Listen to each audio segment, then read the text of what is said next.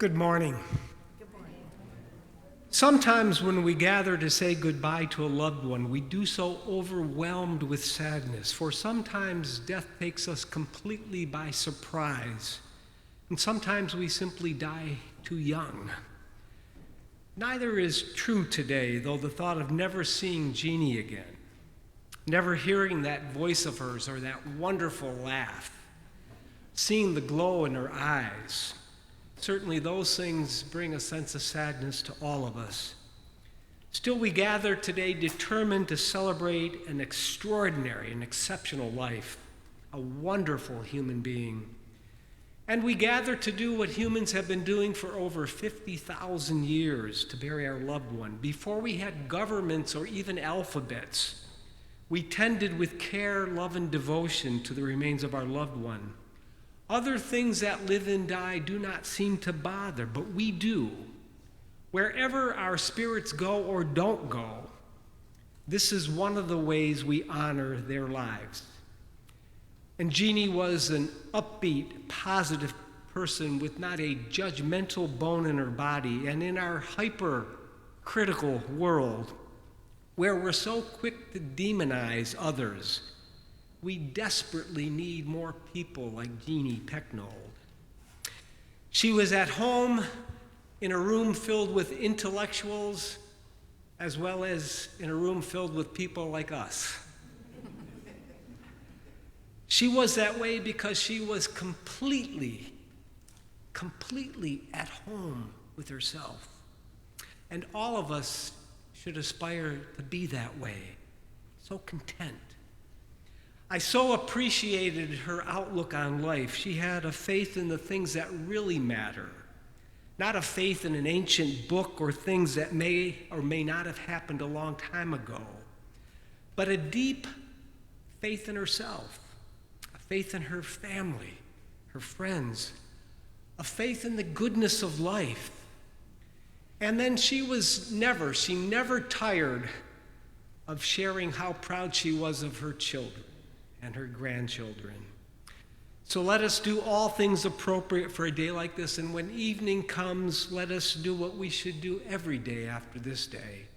Raise a toast to her memory, live the good life, and love those entrusted to your care. Please join me in a word of prayer.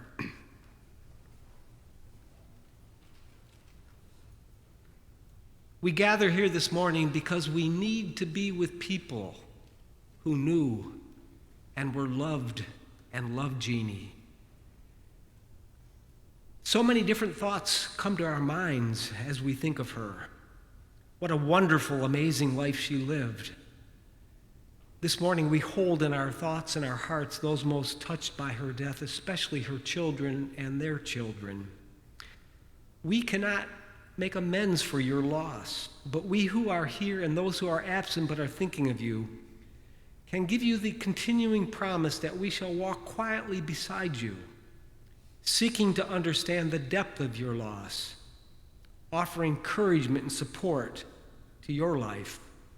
And so we gather this morning to celebrate Jeannie's life and her spirit, not only who she was, but what her life has meant and what it will always mean to us. Grant that each of us may hold on to shining moments of memory, that we may carry these in our hearts as a candle, a companion in our darkness. And so this morning we will remember Jeannie as she was long ago and as she was just a few weeks ago. And we do believe that even in times of sadness, there is always room for laughter.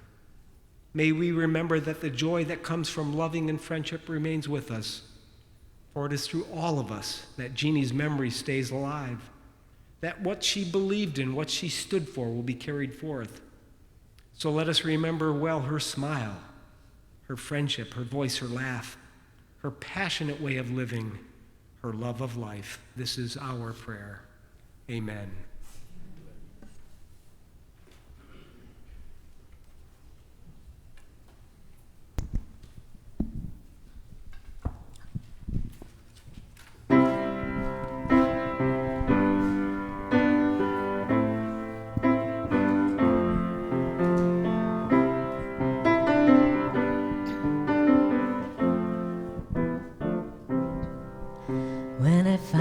myself in times of trouble, Mother Mary comes to me, speaking words of wisdom, let it be.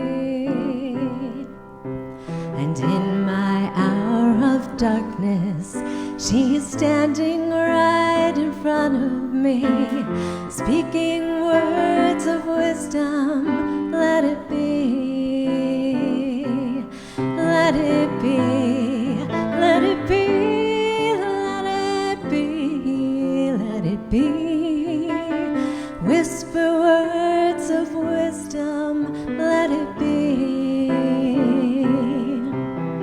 And when the broken-hearted people living in the world agree, there will be an answer, let it be.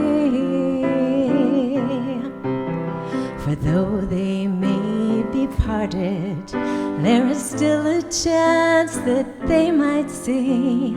There will be an answer, let it be, let it be, let it be, let it be, let it be. There will be an answer, let it be, let it be, let it be, let it be, let it be. Whisper words of wisdom, let it be. And when the broken-hearted people living in the world agree, there will be an answer, let it be. I wake up to the sound of music, Mother Mary comes to me, speaking words of wisdom, let it be, let it be, let it be, let it be, let it be. There will be an answer, let it be, let it be, let it be, let it be, let it be. Whisper words of wisdom, let it be. And when the broken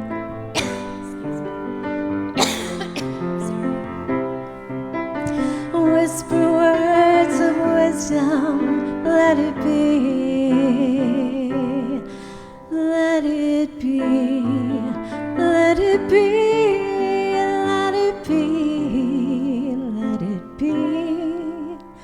Whisper words of wisdom, let it be.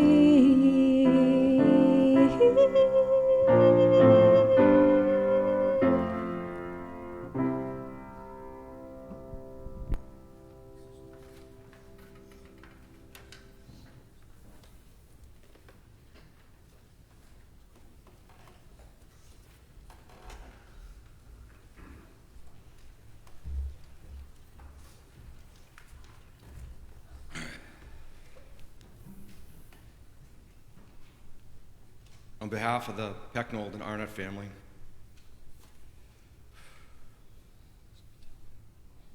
I'd like to welcome everyone here today.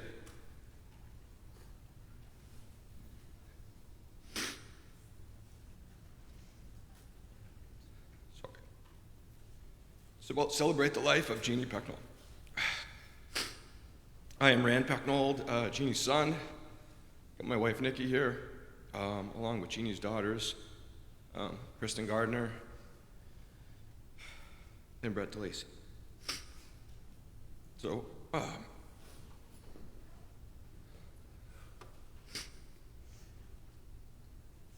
right. Sorry. Stuff. We're just very appreciative of all the support of the last couple of weeks and everybody coming here today. Mom, or Mum, as we say in Canada, was a wonderful and unique person. She was larger than life. She had the ability to always make people feel special and welcome. Her personality would take over any social gathering, as we all know. Her laugh was infectious. Her sense of humor might have been her best strength. Although, as I put more thought into writing this, I'm going to slide that to number 2. Number 1 was her care factor. She just cared about everybody. She cared about her loved ones, her family, her friends, her neighbors. She sincerely wanted to touch lives in the simplest way, with no regard to get any type of reward for her caring. It was unconditional.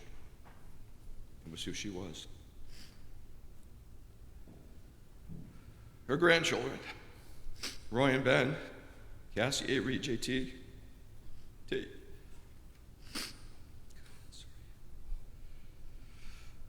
Tate, Cece, Georgia, and Rex were her pride and joy. You could ask any of the 9 grandchildren who was her favorite. We could ask all of them right now, and they would answer, it was me. And they know exactly what I'm talking about. She had this superpower to make people feel special. Mom would always do little things to make the grandkids happy. So she would come to visit. This is when Georgia and Cece were younger. And she'd go to TJ Maxx or Marshall's or something, and she'd get these little purses. You know, they weren't expensive. They were $5 or $6 or whatever. It wasn't their birthday, so she'd arrive, and it just was a complete surprise. And my girls would just be ecstatic. And they'd get the purses, and they'd throw them over their neck. And, you know, again, they weren't high-end. And then she would wait, and she'd wait, and they'd hug her, and then a little time would go by, and then they would open the purse, and there would be candy inside, or a dollar bill, or both sometimes. And you just would have thought it was like a Gucci bag with a Rolex inside, and I'm sure she did the same with Cassie and Avery and all the other kids. And I remember another time she came, and Tate was like 3 or 4 years old, and she gave him a wallet. And it was I think it was a Red Sox wallet. I remember the wallet, it was a Red Sox wallet. And he just was ecstatic. And I'm thinking, in my mind, as she's giving it to him, and it wasn't his birthday, again, just a little present for him. Like, really, Mom? Like, why are you getting a 3.5-year-old a wallet? What's he gonna do with that? And, you know, he opens it up, he's got a dollar bill in there, which months later, I looked in his wallet, he had $120 in there, he had 6 20s in there, and Nikki and I were like, where'd you get all this money? So we had a little issue. Tate was taking money out of my wallet to put in his wallet. Which he still seems to be doing this day with paying for his schooling and stuff, but that's fine. But I was cynical. Like, I was like, what is she doing? But Mom was smarter than me. Tate wanted a wallet because his dad had a wallet. It just was thoughtful, and this was what she was good at, thinking of ways to just make people happy. So, as I was preparing to write this, you know, I was going back on some memories, and you know, I don't remember a lot from age 3.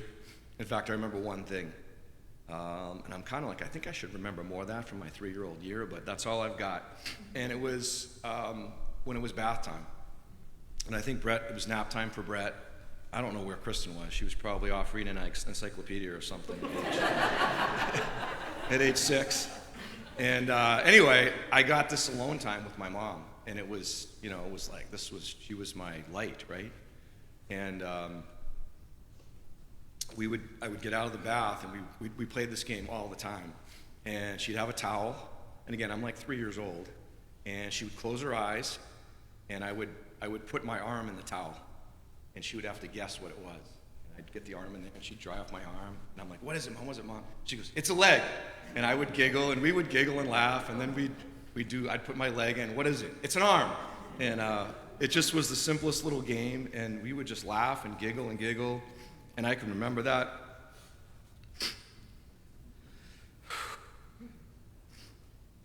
And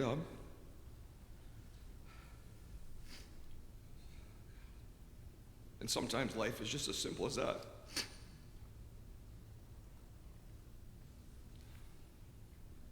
Just unconditional love from your mom.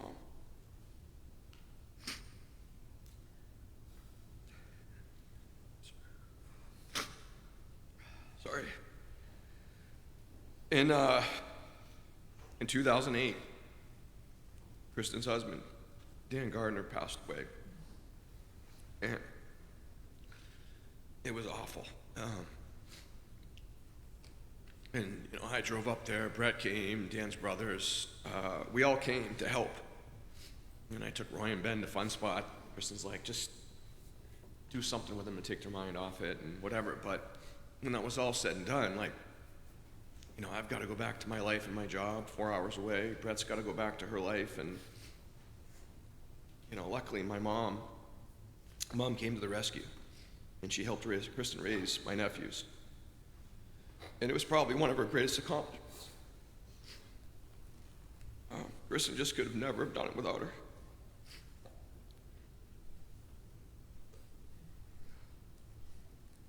I'm sorry. I knew this was going to be hard, but this is way harder than I thought.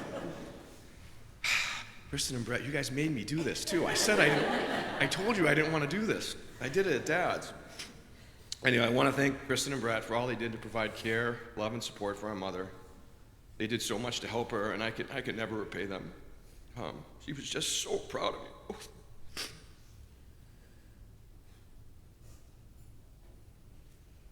She was so proud of how strong you were, your intelligence, your caring, your wit, your laughter. And every time I got her on the phone, she would brag about my two sisters, how great they were. And I'm like, Mom, I'm kind of doing okay myself here, but as Nikki would attest to, I don't need anybody to help me with my ego. So I'd get off the phone like, all right. But they would always tease me that I was the favorite, and there is no way I was the favorite. I might have been the favorite up until age 5 or 6, but in the end, they were the favorites. I was in the 3 slot, and I'm okay with it. But I do want to thank them. They did such a great job with her. I appreciate that. She was so proud of them. Sorry. Almost done. All right. Lastly, I just want to thank Mom for everything. You and Dad did a phenomenal job raising us. You were the light in our lives. You allowed us to be independent and set us up for success in life. You will be greatly missed. I know that you'll always be with us. Thank you for being an incredible role model and for loving us unconditionally. Thank you.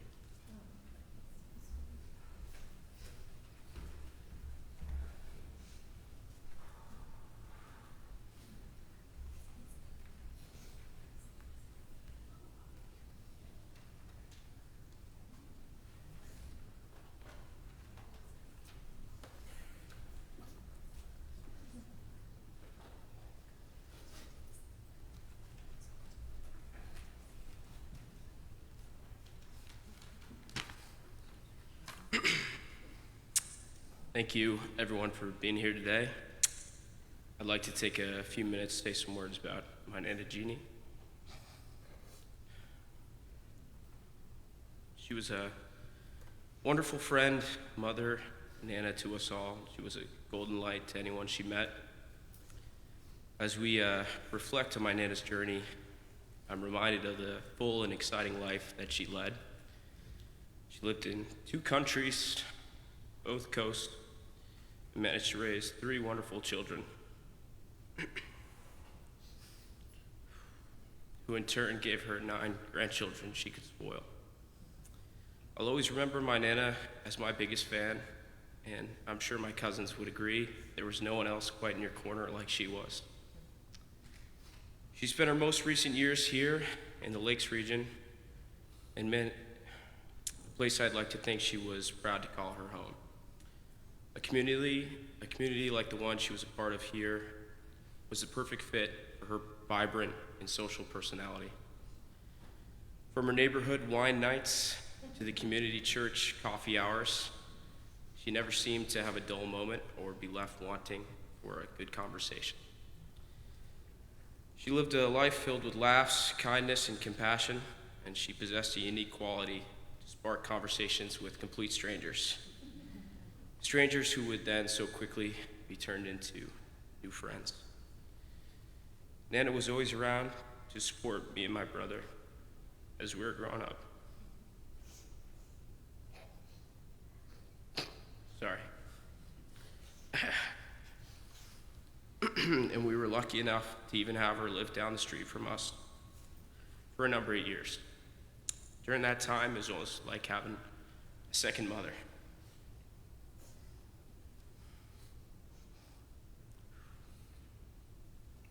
As a young lad, I remember my Nana would never hesitate to take me around town to hang out with my friends.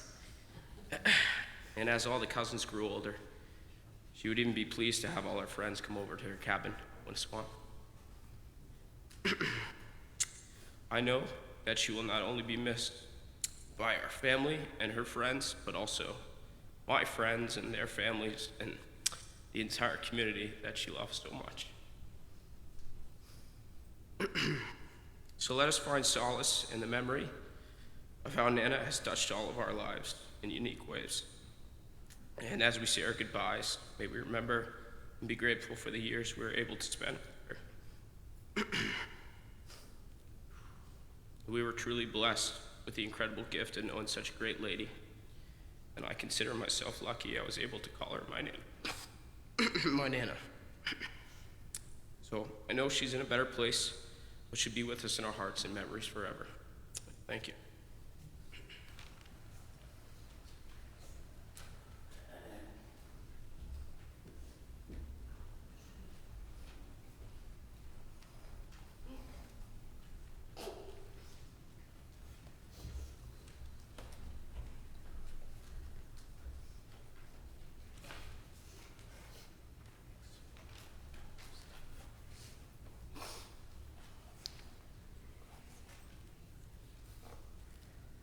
I'm going to read a poem called Warm Summer Sun by Mark Twain. Warm summer sun, shine kindly here. Warm southern wind, blow softly here.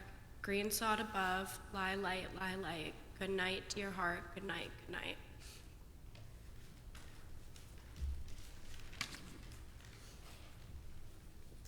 My poem is called Because I Love You So. Time will not dim the face I love, the voice I heard each day, the many things you did for me in your own special way.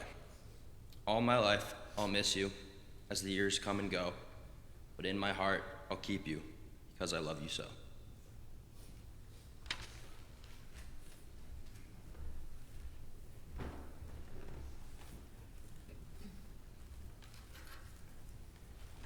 So I'm taking some license here because I just wanted to say how much Jeannie bragged about every single one of you. You were all her favorites, even Rand.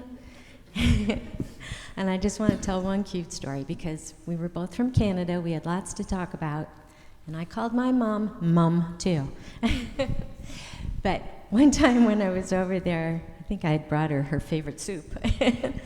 And we were talking, and I said, "Would you like Michael to come and visit you?" And she goes, "Oh, no, what would we talk about?" I'm like, "Oh, I don't know." But she's like, "Oh, he's too busy. Don't bother him." That's just how she was. Such a cute sense of humor. And I just feel so blessed that I got to have so many nice conversations with her and get to know her over the years and watch these two little guys grow into men. And and I promise not to mess this one up, Jeannie. No more coughing in the middle.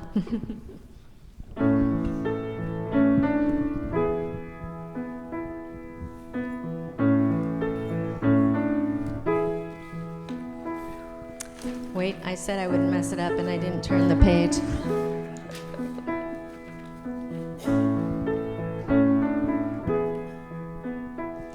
There are places I'll remember all my life, though some have changed, some forever, not for better.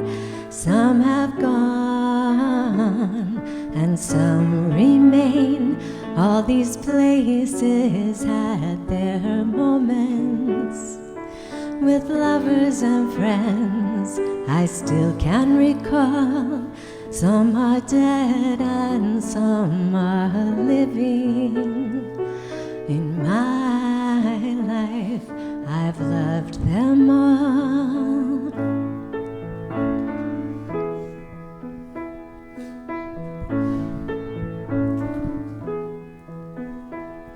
But of all these friends and lovers, there is no one compares with you, and these memories lose their meaning when I think of love as something new. Though I know I'll never lose affection for people and things that went before, I know I'll often stop and think about them. In my life, I love you more. Though I know I'll never lose affection for people and things that went before, I know I'll often stop and think about you. In my life, I've loved you more.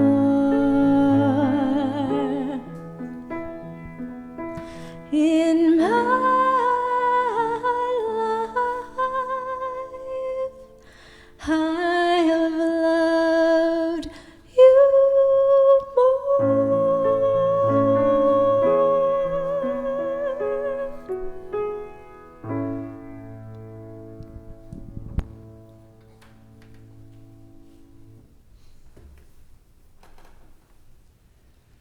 On behalf of Jeannie's family, I thank you not only for your presence here this morning, but for all the love and support you've offered them through this most difficult time, and will continue to offer them.